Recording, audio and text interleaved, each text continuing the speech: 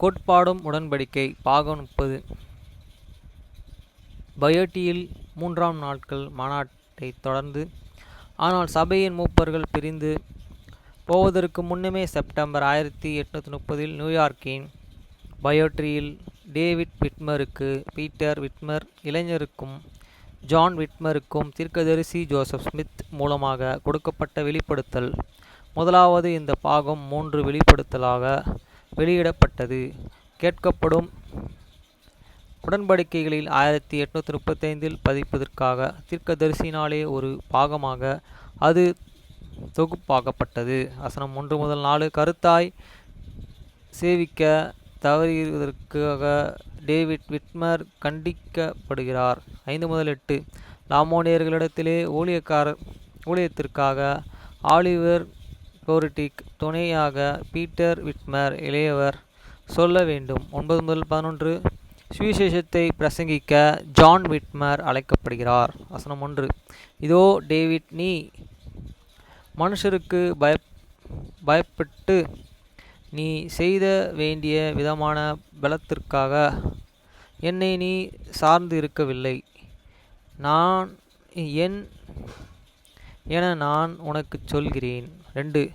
ஆனால் உனது சிருஷ்டிகரான எனக்கு அடுத்த காரியங்களை விட நீ அழைக்கப்பட்ட ஊழியத்தை விட பூமிக்கு அடுத்த காரியங்களாலே உனது மனம் மிருந்திருக்கிறது.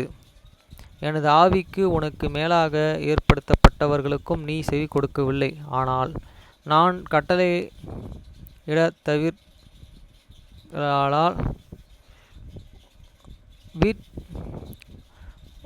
வற்புறுத்தப்பட்டாய். வசனம் 3. ஆகவே என்னிடம் விண்ணப்பிக்கபடியும் நீ பெற்றுக்கொண்ட காரியங்களையும் பற்றி தியானிக்கவும் நீயே உன்னை ஒப்பு கொடுத்தாய். வசனம் 4. நான் உனக்கு மேலும் கட்டளைகளையே கொடுக்கும் வரை உனது குடும்பம் உனது தகப்பனின் வீட்டில் இருக்கும். நீ சபையின் ஊழியத்தை உலகத்திற்கு முன்பாகவும் சுற்றிலுமுள்ள பகுதிகளிலும் செய்வாயாக. ஆமேன். வசனம் 5. இதோ பீட்டர், எனது சகோதரனான ஆல்வீருடனே உனது பயணத்தை நீ மேற்கொள்ள வேண்டும். எனது சுவிசேஷத்தை அறிவிக்க நீ உனது வாயை திறப்பது எனக்கு அவசியமாயிருக்கிறது. நேரே வந்து இருக்கிறது. ஆகவே பயப்படாதே. ஆனால் உனக்கு அவன் கொடுக்க போகிற உனது சகோதரரின் வார்த்தைகளுக்கும் புத்திமதிக்கும் செவிகொடு என நான் உனக்கு சொல்கிறேன். வசனம் 6. அவனது விடுதலைக்கும் ஜெபத்திலும் விசுவாசத்திலும் உனது இருதயத்தை எப்பொழுதும் உயர்த்தி அவனது உபத்திரவங்களே அனைத்திலும் நீ உபத்திரவப்படும். ஏனெனில் லாமோனியர்களுக்கு மத்தியில் எனது சபையை கட்ட நான் அவனுக்கு வல்லமையை கொடுத்திருக்கிறேன். வசனம் 7. அவனது சகோதரனை ஜோசப் ஸ்மித் இளையவனை தவிர சபையின் காரியங்களை குறித்து சபை அவனுக்கு மேலாக யாவரையும் அவனது ஆலோசனையாய் இருக்க நான் நியமிக்கப்படவில்லை. வசனம் 8. ஆகவே இந்த காரியங்களுக்கு செவிகொடு. எனது கட்டளைகளையே கைக்கொள்வதில் கருத்தாயிரு. நித்திய ஜீவனுக்கு பாக்கியவானாய் இருப்பாய். ஆமேன். வசனம் 9. இதோ எனது ஊழியக்காரனாகிய ஜான் ஒரு எக்கால சத்தத்தைப் போல எனது சுவிசேஷத்தை அறிவிக்க இந்த நேரத்திலிருந்து ஆரம்பிக்க வேண்டுமென நான் உனக்கு சொல்கிறேன். வசனம் 10.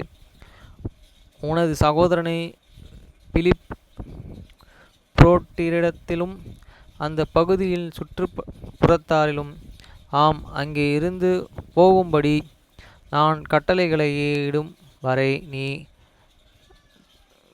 கேட்கப்படும் எல்லா இடங்களிலும் பிரயாசப்படுவாயாக. வசனம் 11. இப்போதிலிருந்து உனது முழு பிரயாசமும் எனது முழு ஆத்துமாவோடும் சியோனில் இருப்பதாக. நான் உன்னோடு இருப்பதால் மனுஷன் என்ன செய்யக்கூடும் என பயப்படாமல் எனக்காக எப்பொழுதும் உனது வாயை திறந்திருப்பாயாக. ஆமேன்.